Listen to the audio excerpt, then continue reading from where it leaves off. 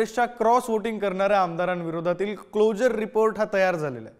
Cross voting करणाऱ्या काँग्रेसच्या 7 आमदारांवर कारवाई सुद्धा होणार आहे अशी माहिती मिळते। तर नाना पटोले क्लोजर रिपोर्ट दिल्लीतील हायकमांडकडे सुपूर्द करणार आहेत। जिशान सिद्दीकी, सुलभा खोडके, शिरीष चौधरी यांचं क्लोजर रिपोर्टमध्ये नाव आहे का अशी चर्चा सुरू झाली।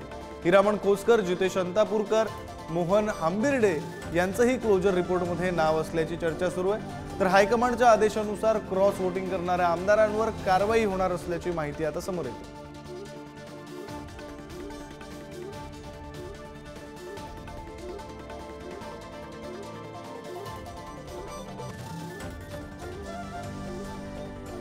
काँग्रेसच्या संदर्भातली ही महत्त्वाची बातमी आपण पाहतोय।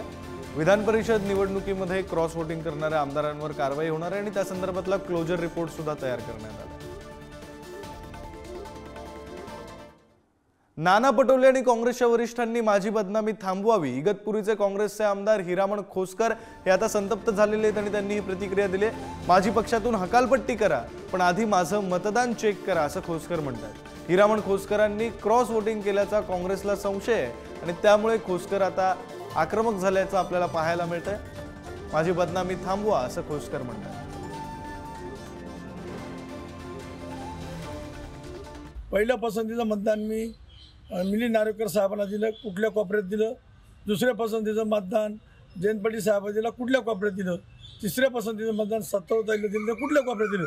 हे सगळं व्यवस्थित मतदान केलेलं आहे। ह्याच्यामध्ये माझी बदनामी कालपासून ती चाललेली ही सब चुकीची आहे। जे काही आमदार फुटले त्या आमदारावर त्यांनी कारवाई करत, ते कोणी बोलू शकत नाही, त्यांची ताकद नाही त्या आमदारांना बोलायला।